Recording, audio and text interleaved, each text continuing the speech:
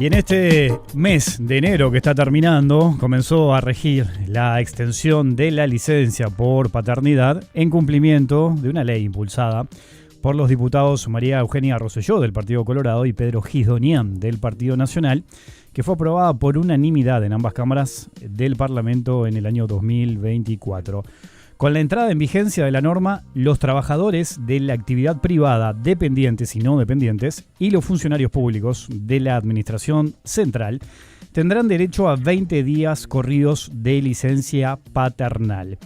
En el caso de los funcionarios públicos, la ley habilita a optar entre el régimen anterior de 10 días hábiles o el nuevo esquema de 20 días corridos, pudiendo elegir la alternativa que resulte más conveniente. También hay algo interesante, y es que la norma incorpora además el denominado fuero paternal. Ahora vamos a hablar de esto y vamos a explicar qué es, en qué consiste este asunto. Bueno, de todo esto vamos a estar charlando en este momento con la legisladora del Partido Colorado, María Eugenia Rosselló, también secretaria general de Montevideo por el Partido Colorado y secretaria del Parlamento. María Eugenia, ¿cómo andas? Bienvenida. ¿Qué tal? Un gusto. Feliz año. Bueno, un gusto recibir. ¿Se puede decir todavía feliz año? Sí, con los que no nos hemos visto. Ahí sí. está. Bueno, ha sido un enero bastante movido, ¿eh? Muy movido el Parlamento, la Comisión Permanente, como ustedes saben, ha recibido a diferentes ministros por diferentes situaciones que han sucedido, y bueno, y la oposición ha estado marcando una pisada bien fuerte desde allí. Uh-huh. Y todavía faltan algunas comparecencias más. Bueno, mañana el ministro Negro, de hecho, ¿no? Mañana recibimos al ministro del Interior y bueno, está previsto también, a raíz de una solicitud que hizo el senador Robert Silva, recibir también el ministro de Educación y Cultura. Eso creo que quedó para el 18 de febrero. Está previsto el canciller y bueno, y algunas autoridades más. Uh-huh. Bueno, vos venís trabajando desde hace tiempo en este tema, como en otros, vinculados a la familia, a la crianza, también a las infancias. ¿Qué te genera esta iniciativa, que fue celebrada además por distintos partidos, por distintos legisladores, que se entendía que había que legislar sobre esto? ¿Qué impacto crees que puede llegar a tener?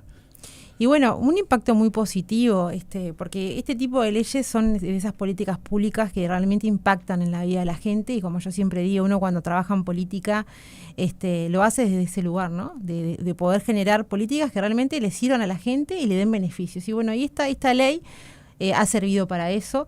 Nosotros creemos firmemente que Uruguay tiene que seguir avanzando en derechos. Ha sido siempre muy destacado a nivel mundial y regional en ese sentido. Y bueno, y este tipo de leyes sirven para eso también. Uruguay está atravesando una situación de crisis muy grave en lo que refiere a la natalidad. Como ustedes muy bien saben, hemos venido en descenso con el tema de los nacimientos. La tasa de natalidad es muy baja y se calcula 1,4 hijos por mujer. Eso es muy poco. Mucho menos de la mitad de lo que era en la década del 70, que eran 3 hijos por mujer. Vaya si habremos bajado, ¿no? Y esto va a impactar en nuestro futuro, en nuestra seguridad social, en un montón de aspectos.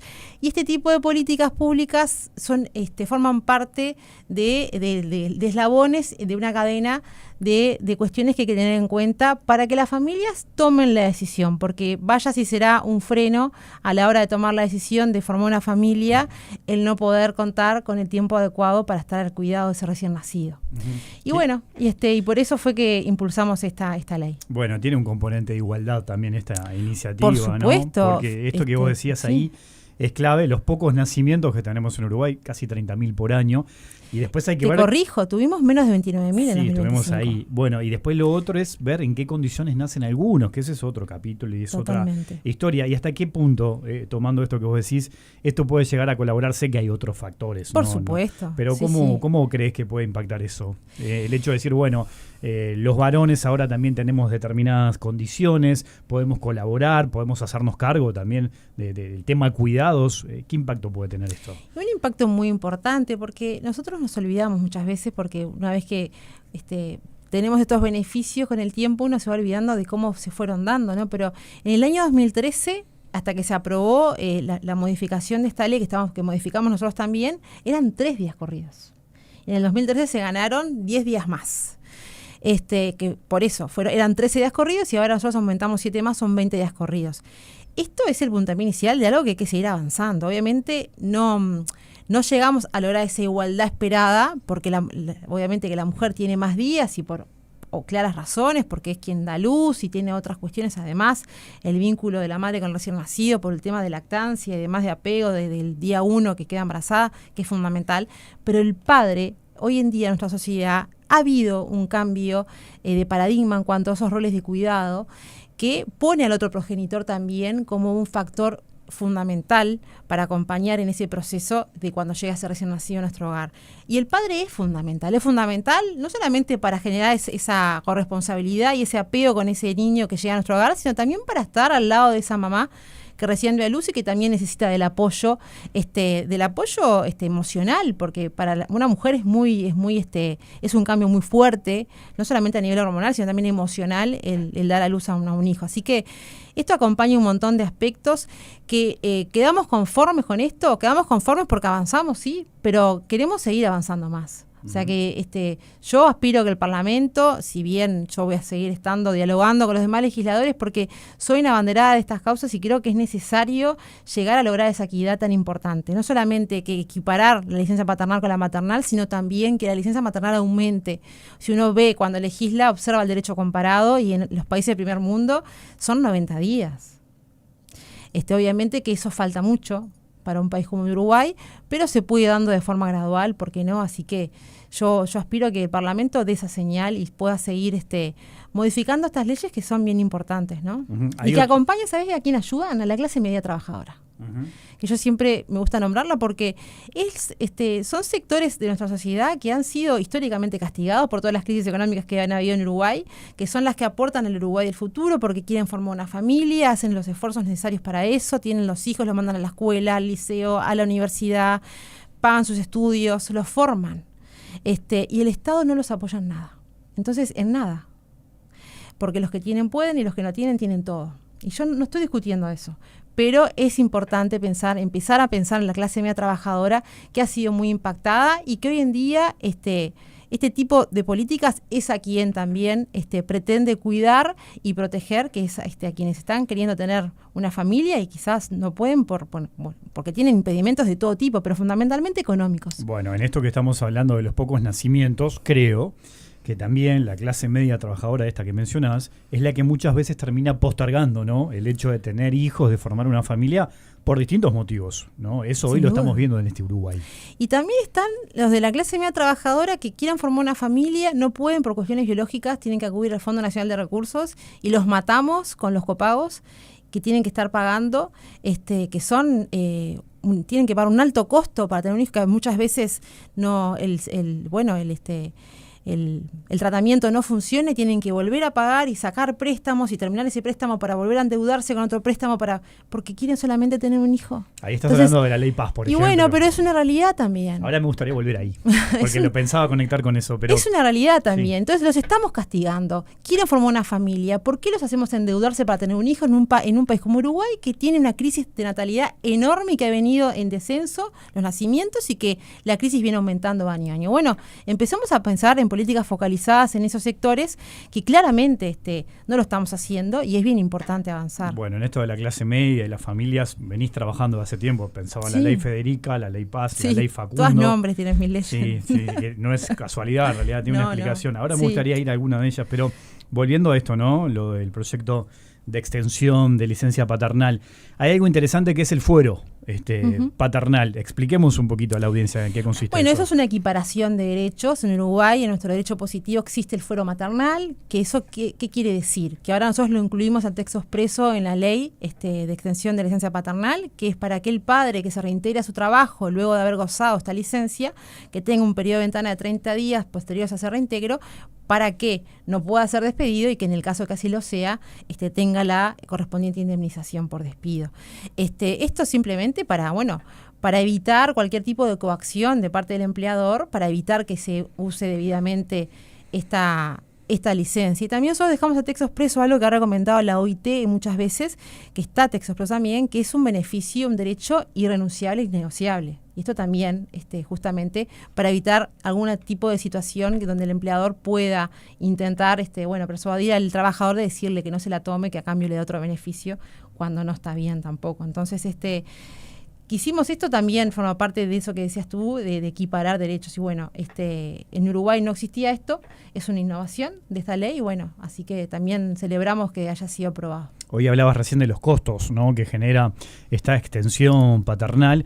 Tengo entendido que los 3 primeros días se hace cargo el empleador y el resto es el BPS, ¿no? Sí, exactamente, esto es a cargo del BPS. Nosotros lo único que hicimos, que quede claro a la audiencia, no fue crear una nueva ley, sino modificamos las leyes ya existentes, ¿verdad? La 19.121 y la 19.161. Una es para los trabajadores del sector privado, dependientes y no dependientes, y la otra abarca a los funcionarios públicos de la Administración Central. Simplemente modificamos los aspectos de estas leyes que mencionan la cuestión de los días. Esto que decíamos recién, ¿no?, de extender la licencia de 13 días a 20, vos decías, todavía falta avanzar. ¿La idea es poder extenderlo también a más tiempo? ¿Eso lo tenés calculado? Y por supuesto, esto es el puntapié inicial. Nosotros cuando pusimos el tema sobre la mesa en el Parlamento, no tuvimos mucho rechazo con el tema, porque todo el sistema entendió que era una realidad y que era una necesidad de la sociedad, y como sabrán ustedes, se votó por unanimidad en ambas cámaras. El tiempo que duró el tratamiento fue el tiempo que tienen los proyectos en el Parlamento. Es muy burocrático porque se trata en comisión, luego pasa al plenario, hay que acordar, pero en sí no tuvo grandes reparos. Nosotros recibimos al Banco de Previsión Social, que informó de forma positiva a las cámaras, y no hubo grandes reparos. Y bueno, y creo que es porque también la sociedad entiende en su conjunto que son avances que hay que legislar y que acompasar, ¿no?, esos cambios que han habido en nuestra sociedad, que es importante que desde el Parlamento lo veamos y legislemos al respecto. Estamos conversando con la legisladora María Eugenia Rosselló. Hacemos una pequeña pausa y ya seguimos. Recién mencionábamos también algunas de tus iniciativas, de tus proyectos en los que venís trabajando. La ley Federica, la ley Paz, la ley Facundo. Y la ley Paz tiene que ver también con un tema, los tres son temas sensibles, ¿no? Pero el de la reproducción asistida, ¿no? Hay un montón de familias, de parejas que dejan mucho dinero, ¿no?, intentando llevar adelante un tratamiento, a veces exitoso, a veces no. Eso no solo genera un desgaste económico, sobre todo también emocional, ¿no? Es muy complejo ponerse en lugar de esas parejas. ¿En qué está el tema? ¿Cómo lo estás viendo hoy, por ejemplo, en el país? ¿Cuáles son los problemas que tenemos? Y bueno, la ley Paz justamente aborda ese tema que tú acabas de mencionar, de la realidad que atraviesan las parejas de clase media en Uruguay, que tienen que estar haciendo los tratamientos de alto costo para poder tener un hijo. Y se tienen que endeudar, porque el tratamiento oscila a lo mínimo 300.000 pesos, después algún estudio que se le requiera hacer tanto al hombre como a la mujer, va variando entre los 50, 80, 100, 25, y todos esos son costos que hay que asumir, y que no todos, además, no se pueden hacer en cuotas ni financiado con tarjeta de crédito, es en efectivo al contado. Le aviso a los oyentes para que si al que desea está pensando, para que se vaya preparando. Y por eso los obliga, un mínimo de 300.000 pesos para empezar, digamos. Sale el costo del tratamiento general y luego vienen el resto de los estudios según las parejas, las personas, eso varía de persona a persona. Y no todos los tratamientos tienen buenos resultados la primera vez, lamentablemente esto es así. Y bueno, ellos te manifiestan que tienen que endeudarse, tienen que sacar préstamos, con ese sentimiento de duda de que si va a dar buenos frutos o no, está ese estrés permanente, ¿no? Esa agonía, esa tristeza, porque además se requieren estudios muy invasivos, se desgasta mucho la pareja, porque los desgastes emocionales, eso repercute también a nivel de las parejas, o sea, son cuestiones, ni que hablar en lo laboral, que son disposiciones que también nosotros introdujimos en este proyecto de ley, porque no hay en Uruguay ninguna licencia especial para quienes estén atravesando estos tratamientos. Son tratamientos que muchas veces a la mujer tiene que empezar el día 1 de la menstruación.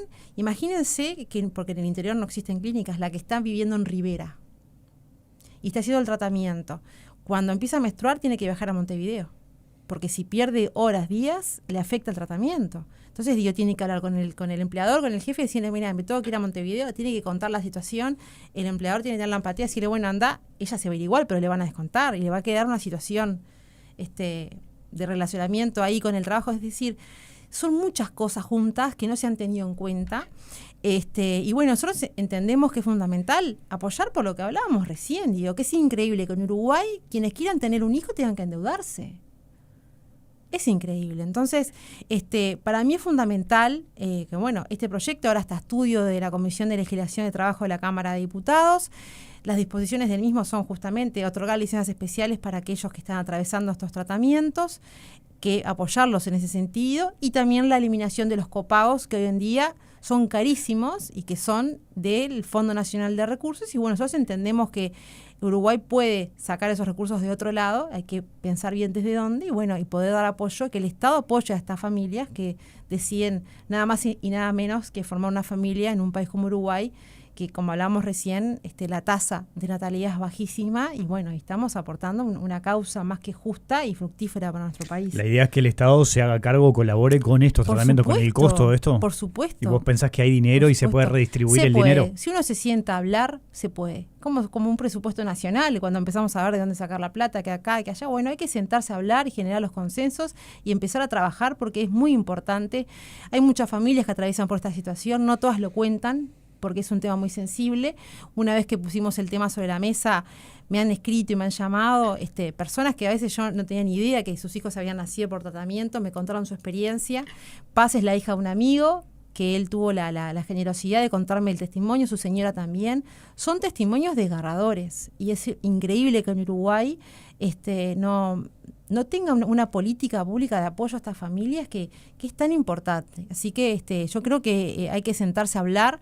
El proyecto está a estudio en esa comisión, está donde tiene que estar y es donde se generan las políticas para poder apoyar este tipo de causas que son fundamentales. Uh-huh. Es cuestión de hablar y negociar. Bueno, en este proyecto hablábamos, ¿no? Este es uno de los puntos importantes, lo de los recursos y que el Estado se haga cargo. Y el otro es esto que mencionabas, de tener ciertas contemplaciones en materia de licencia para aquellas parejas que están haciendo el tratamiento y que necesitan de tiempo para poder consultar, ¿no? Acá el tiempo vale oro, porque como te decía recién, la mujer que inicia el tratamiento empieza con el día 1 de la menstruación, no puede postergar ese día 1. Y la que vive en el interior lejano, como la que vive en el norte, que yo te puse el ejemplo de Rivera, pero puede ser Artigas, Salto, Paysandú, no sé, los departamentos más lejanos de la capital, realmente es muy complicado y muchas veces se les descuenta y hasta empiezan a generar inconvenientes en su trabajo porque tienen que hacerlo más de una vez, obviamente, y a veces genera molestias porque no se entiende tampoco la importancia de esto. Entonces es importante que se cuente con esta herramienta que se le va a dar, de esta licencia, porque de esta manera le alivianamos un poco el estrés que padecen, ¿no? Para llevar adelante nada más y nada menos que algo tan lindo como querer ser mamá o papá. Entonces, creo que es fundamental poder dar apoyo a estas familias y que el Estado pueda colaborar y hacerse cargo también a estas parejas que lo están necesitando realmente. Hay un montón de mensajes, María Eugenia. Leo algunos. Dice Vilma por acá. ¿Cómo andan? Buenas tardes. Un comentario sobre la ayuda para reproducción asistida. Muchas veces se necesitan más de un intento y al día de hoy se apunta a un sector económico bajo, pero muchas veces se descuida a la clase media, para las que también se le hace muy difícil afrontar estos costos. ¿Sí? Y la medicación necesaria es también muy cara. La contención, tanto de salud como psicológica, es importante. Importantísimo. Un poco lo hablábamos recién, ¿no? Sí, el desgaste emocional que tiene esto. Y lo conecto también con otro asunto que incluso lo conversábamos ayer aquí en la entrevista central, porque acá un oyente plantea, también hay una cuestión importante de lo que está pasando con nuestros niños que están en el INAU y con todos los obstáculos y barreras que se tiene, por ejemplo, al momento de la adopción. Y planteaba allí esta oyente de si el Estado también no debería priorizar eso, además de esto que estamos conversando, ¿no? ¿Cómo estás viendo eso, por ejemplo, lo que tenemos hoy en el INAU, que es un tema súper delicado? El INAU, lo que está pasando no es de ahora, es de hace años, es gravísimo. Pero en este último tiempo han habido casos que a mí, en lo personal, me han asustado muchísimo. Empezamos el año con el fallecimiento de un niño de 10 años que estaba en un centro de salud mental. Nos enteramos posterior a ese caso que hubo un adolescente que se escapó del hogar tribal a la espera de un hogar y apareció muerto en una playa de Montevideo. Hoy nos enteramos lamentablemente de la muerte de otro adolescente bajo tutela del Estado porque se había prendido fuego el hogar de Tacuarembó. Hubo otro caso en Rivera de una niña que apareció en una boca pasta base que era su casa, pero se había escapado del hogar de INAU en Rivera. Esas cosas no pueden pasar. ¿Por qué pasan esas cosas? ¿Quién es la voz de esos gurises que están desesperados por tener una familia que los quiera y no hay nadie que salga a defenderlos? No hay nadie que piense en esos chiquilines. Ayer resulta que las autoridades de INAU estaban de licencia mientras pasaba todo esto. si no nos ponemos firmes desde el sistema político para generar acuerdos y acciones para cambiar esto va a seguir así y no podemos permitir más muertes. Estos gurises necesitan del apoyo del Estado, necesitan que los políticos se sienten a hablar y a ver, ¿qué hacemos? ¿Por qué pasan estas cosas? Que den la cara, que vengan al Parlamento y nos digan por qué pasan estas cosas y qué van a hacer para que no pase más. Porque su obligación es que no pasen más estas cosas. No puede ser. Y no es que sea un tema de un gobierno, bueno, pero el Frente Amplio estuvo 15 años gobernando. Nosotros gobernamos 5 años en el periodo pasado. Y no es algo de ahora ni de hace 5 años. Viene pasando de hace muchos años. Entonces digo, asumamos los errores, actuemos en consecuencia y empecemos a trabajar en una política pública que realmente vele por la protección de estos niños, de estas niñas y estos adolescentes que viven en un momento de soledad y de abandono brutal. Y no podemos permitir que siga sucediendo eso. Ahora, está pasando Fueron algo... abandonados por su familia y están abandonados por el Estado. Bueno, a eso no puede voy, ser, ¿no? No puede ser. Está pasando No. acá en Uruguay desde hace mucho tiempo, de que tenemos, por un lado, graves urgencias en materia de primera infancia, pobreza infantil, y después nos encontramos con fallas del Estado que, por ejemplo, le pone un montón de obstáculos a familias que quieren adoptar niños. Totalmente, pero ¿quiénes tienen la posibilidad y la llave de cambiar eso? ¿En dónde está esa llave? El Parlamento. Y bueno. ¿Y por qué tenemos miedo a hablar de estas cosas? Porque uno cuando lo plantea... ¿Pero vos sentís que hay miedo a hablar de esto? Ay, es un tema tan sensible, es muy delicado, porque lo van a tomar como que lo estamos politizando. Sí, politicémoslo porque es necesario. Porque si no hablamos los políticos, ¿quién va a hablar? La gente quiere que los políticos hagamos cosas, pero si no hablamos para cambiar, no se puede cambiar nada. Entonces, si no somos nosotros los que tenemos que hablar por esos chiquilines, ¿quiénes son? Ustedes, los periodistas, también pueden visibilizar estos problemas, pero nosotros somos los que votamos las leyes.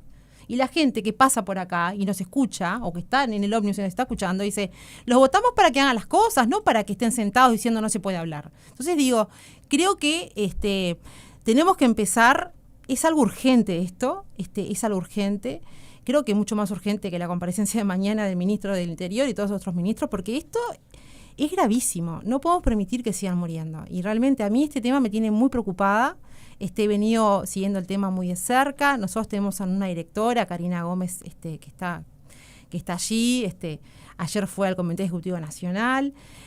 Pero yo quiero que la presidenta del INAU vaya al Parlamento, me gustaría, y responda a las preguntas, porque realmente tiene que ir a dar la cara y decir por qué está pasando todo esto. Uh-huh. Porque si ella está ahí es porque consideró su gobierno que era la mejor. Y bueno, que demuestre que es la mejor. ¿Y vos considerás que hay un ambiente como para poder encontrar acuerdos y poder avanzar en esto que es? No sé, pero los acuerdos se generan, o sea, los ambientes se generan.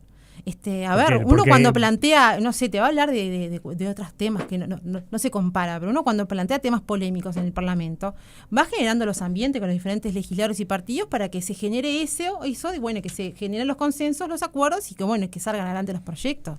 Pero si no hay una mesa de diálogo, se han creado tantas mesas para tantas cosas. Bueno, los niños del INAU no merecen estas mesas de diálogo entre los diferentes sectores o diferentes partidos que integran el gobierno nacional.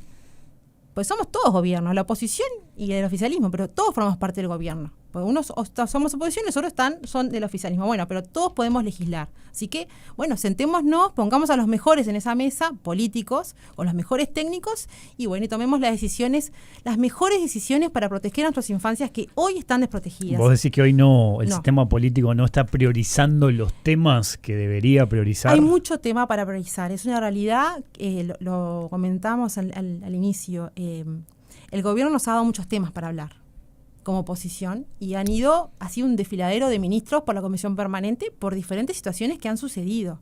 Bueno, yo creo que esto de INAU hace ya varias semanas que está pasando, todos los días hay una noticia nueva, creo que amerita, sí, obviamente que amerita un llamado a sala de las autoridades y del ministro de Desarrollo Social, obviamente, que es la autoridad que está regulando la INAU, ¿no? Que es quien...